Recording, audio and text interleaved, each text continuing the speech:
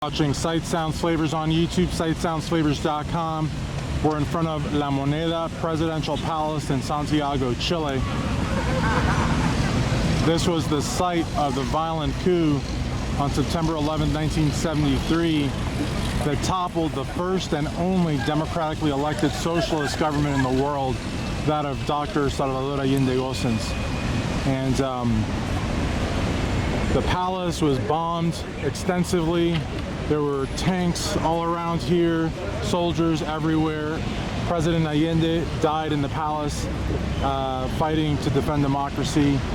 And some of his supporters were, you know, on these offices and rooftops trying to stop the coup, but they weren't able to, unfortunately. And it led to 17 years of a repressive, violent military dictatorship. But now it's all blocked off by these gates. But I haven't been here in 23 years.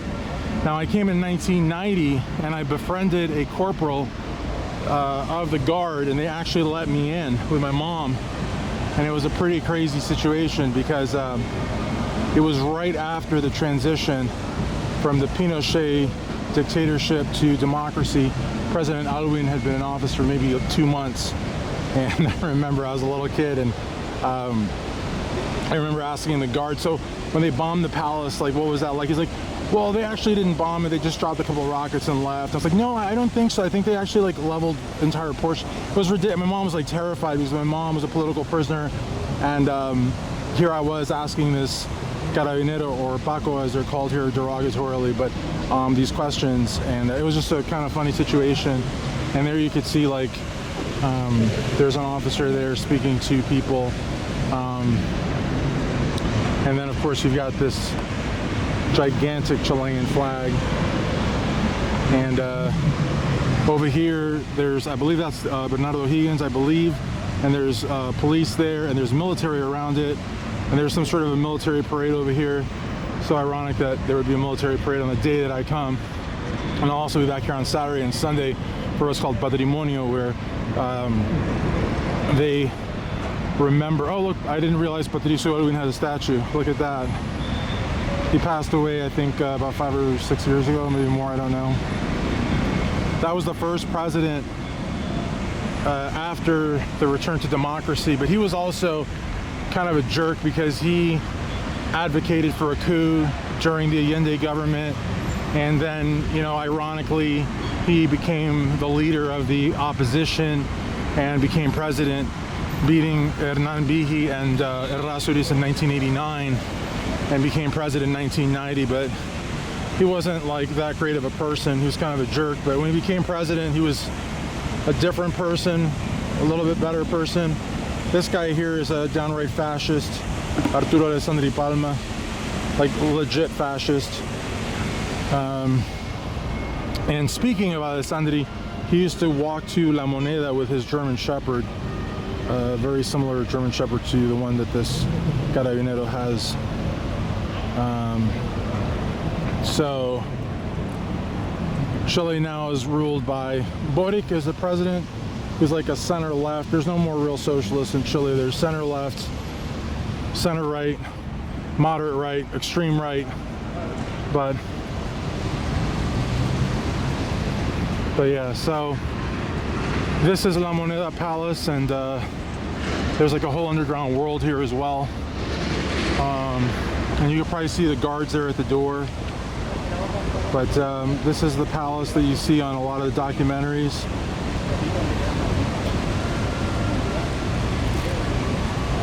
Oh, well, I didn't really want you to see them on their phones, but everyone's on their phones now. I hope I don't get this guy or girl in trouble. What's she doing? So it looks like she's cleaning. That officer's on his phone. Who's this guy? That's like a metal detector, I guess.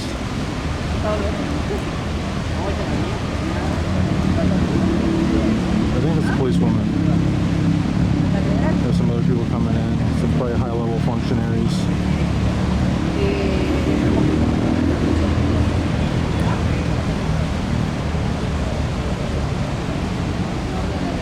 some people here. These are like government people.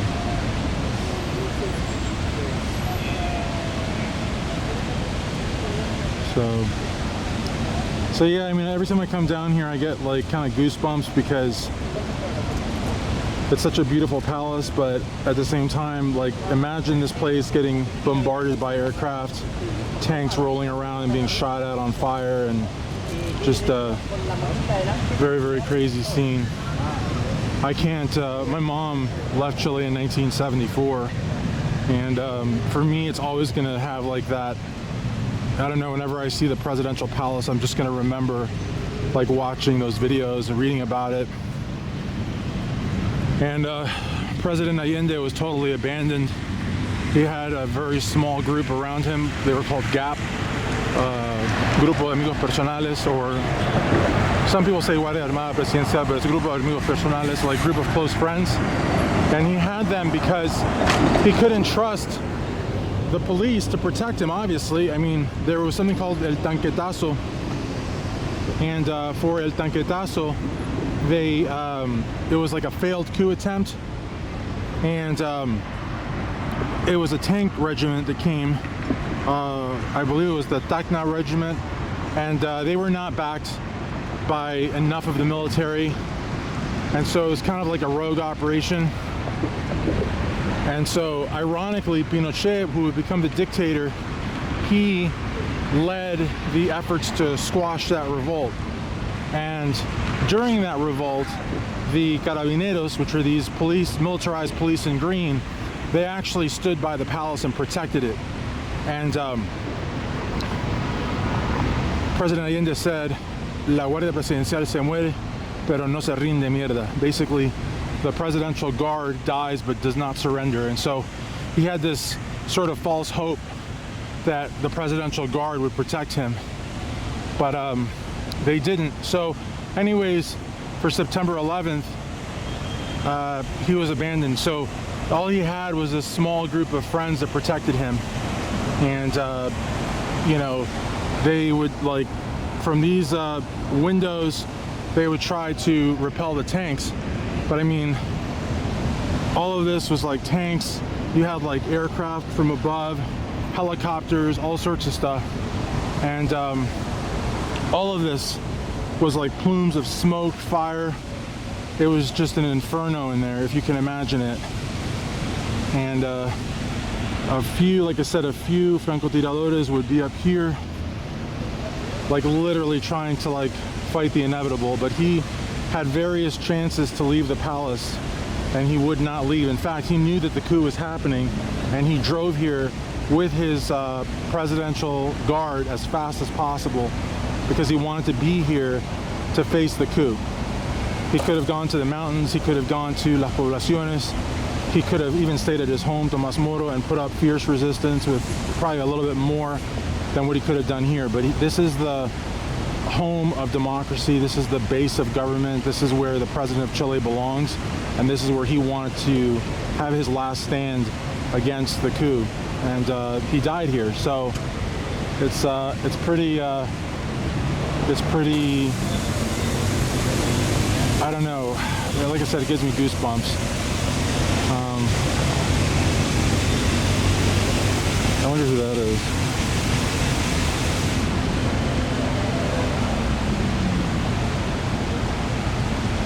What I wouldn't give to be in that balcony.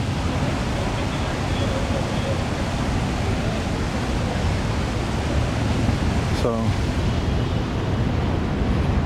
¿hay estatuas de estos dos presidentes? ¿Al otro lado hay más estatuas? ¿Hay alguna de Allende? ¿Perdón? ¿Hay estatua de Allende? ¿Al otro lado? Ahí está. Ay, qué bueno, gracias. So there's a statue of Allende on the other side. Let's just go ahead and go around. That's good that there's a statue for him.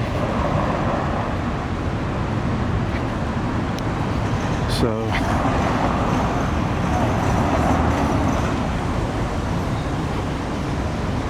permiso, ¿la estatua de Allende dónde está? ¿A este lado o allá? Allá. ¿A este lado? Al otro lado de la Constitución, a este lado. Okay, bueno, gracias. So we're gonna go to the statue of President Allende. And I love asking them about the statue of Allende because a lot of them are fascists, and so I want them to know that, and really honestly a lot of them are, because they the armed forces of Chile and Carabineros are part of the armed forces, are very, very right-wing. And in fact, during the 70s, they had various purges where they got rid of leftists. And, permiso, la estatua de Allende, ¿dónde está? En la esquina, donde termina el restaurante. Okay, gracias. So we're gonna go down that way. And, gracias. And then up here, as you can see, like from these buildings here, they would try to like defend the palace, but I mean, if you can imagine, like, what can you do with a little rifle against, you know, tanks, armored cars, planes? I mean, can you imagine trying to bring down a plane with a rifle? I mean, it's just like. And again, I know a lot of people probably don't want to hear all the politics, but it's not politics, it's history. And for a lot of years, they tried to rewrite history. They tried to say that, you know, what happened here was, you know, just a pretty basic thing, and it wasn't. Here's one of the side doors here. And all of this was like just like a war zone. There's video footage of a reporter who was knocked back on his back just from the machine gun fire and the cannon fire. It was just, and Chile was the longest democratically run country, and then they had that, and it was just, but fascism was on the horizon for a long time. And the fact is, Allende almost did not take the presidency. They would have killed him if they could.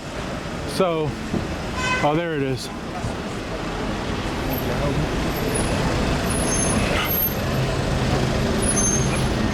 They used to have this disgusting flame of liberty, they used to call it. And it was to commemorate the coup.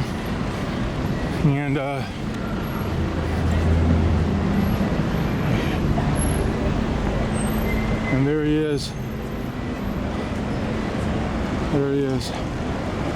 So fitting that there's a statue for Salvador Allende, and there's not a statue for Pinochet anywhere, because Pinochet was a dictator and a human rights violator and a piece of garbage, and so they don't have any statues of him anywhere. He's a war criminal. But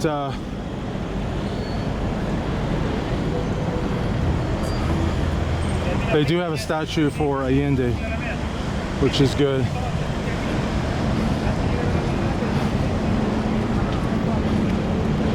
I hope they don't have any statues for Pinochet. I hope not. But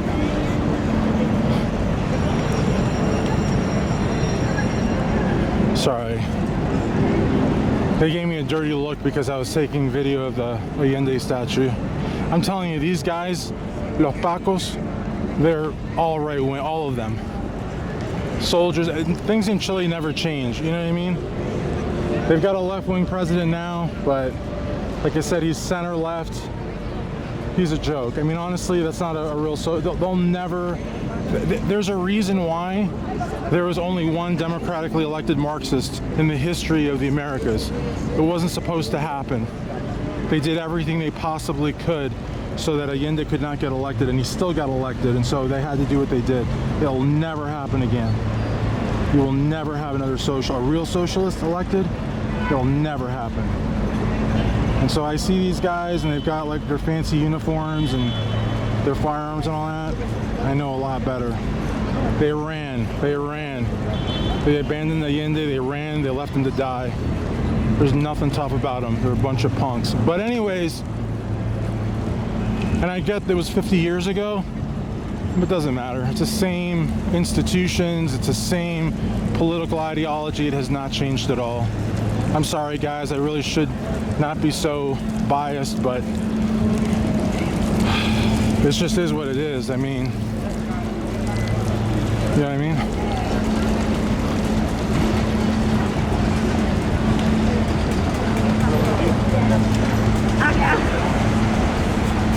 Pedro Aguirre Cerda. He was another interesting president.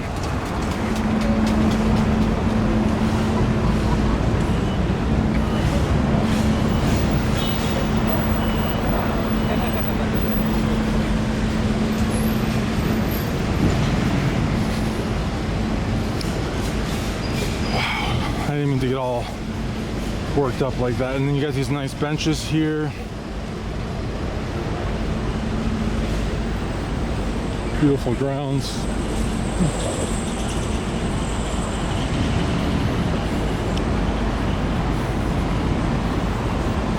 I wonder if you can go up this. I see those. Let me see.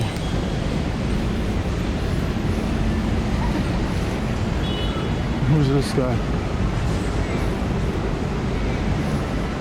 Oh, this guy's a jerk. But they killed him actually. Frei Montalva, he was assassinated by the military regime. I'm not a huge fan of his because of his, well, let me take that back. He's not the worst. He started agrarian reform. He was very supportive of the coup. He was not supportive of Allende at all. But then towards the late 70s, he became very antagonistic to the regime because the regime was allegedly supposed to bring about democracy.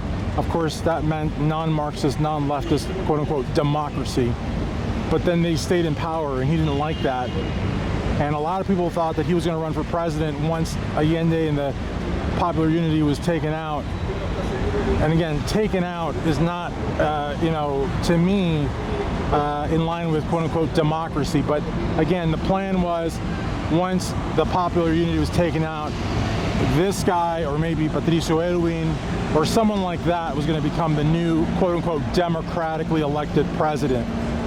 And so when the military stayed in, he started to voice his concerns, and then he became a critic. Then he got ill, he went to the military hospital, and he died. And it's been documented he was poisoned. So again, they didn't just kill Marxists, they killed guys like him, who was a Christian Democrat, which is a center right-wing party. They killed him because he started to make himself heard, calling for democracy and a return to civil order and calling for civil rights, and they weren't going to have that.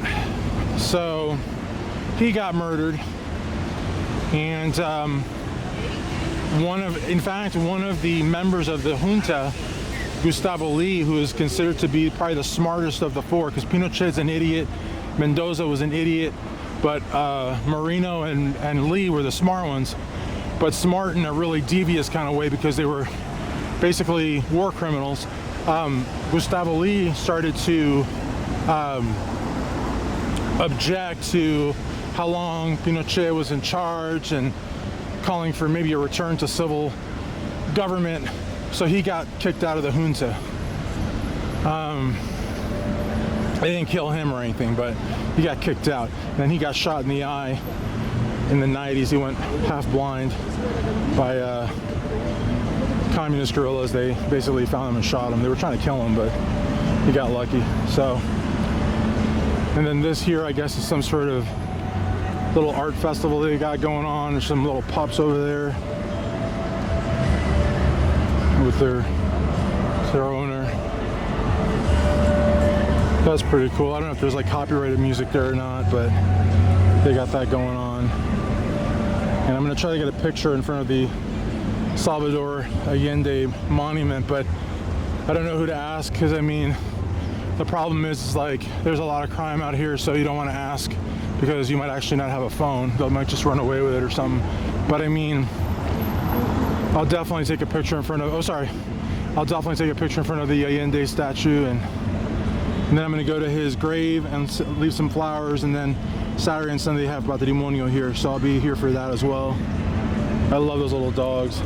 It's so nice to see people here like happy, and like I said, I've been here a million times, but I have not been here in 23 years, and so the first thing that I thought about when I saw the palace and I just thought of that, you know. And I came to Chile while the military was in power. I was a little kid. Came in 80 when I was 2, 82 when I was 4, 85 when I was 7, and then 1990 I came when I had that tour, and I was like questioning the corporal about how they like leveled the presidential palace. And I came again in 92. I came in again in 98. And then I have not been, 98, 99, I have not been back since. So that's a good like 23, 24 years. So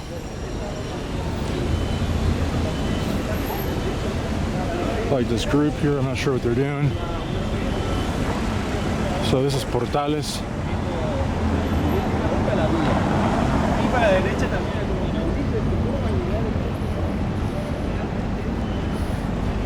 Got these really cool little dogs.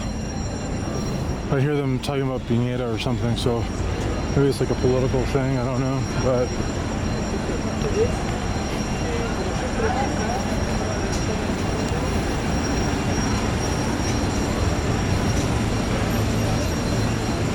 I like these little benches here. So that's pretty much La Moneda Palace. And I'll do another video in Spanish. So we've got like this, I guess it's like a parking garage or something like that. But there is a bunker underneath that the dictator built so that, God forbid, the palace would get bombed and assaulted by tanks and infantry, that he would have somewhere to hide. Oh, that's another thing. He wasn't here during the coup. He was like 10 miles away hiding, talking into a walkie-talkie, because the guy was a coward, as most war criminals are.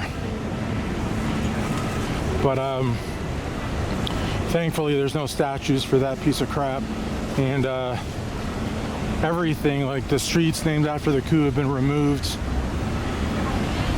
He's a war criminal. I mean, nobody wants to have anything to do with him. He doesn't even have a burial. He's cremated on his ranch. There's no cemetery for him. He was arrested in Great Britain and saved himself by feigning illness. That's what got him off. Otherwise, he would have gone to Spain to face charges for war crimes. But Margaret Thatcher, ever in his debt for Chile backstabbing Argentina and feeding intel to the British during the Falkland Islands War, got him that favor in time from Margaret Thatcher. And the only reason that Pinochet did not go to prison is because she came to his aid, and he pretended like he was sick and couldn't walk and was on his last legs. That's how he got out of it. Otherwise, he would have gone to Spain and died in prison. But it's okay, because the entire world knows Pinochet to be a war criminal, and that's the best payback there is.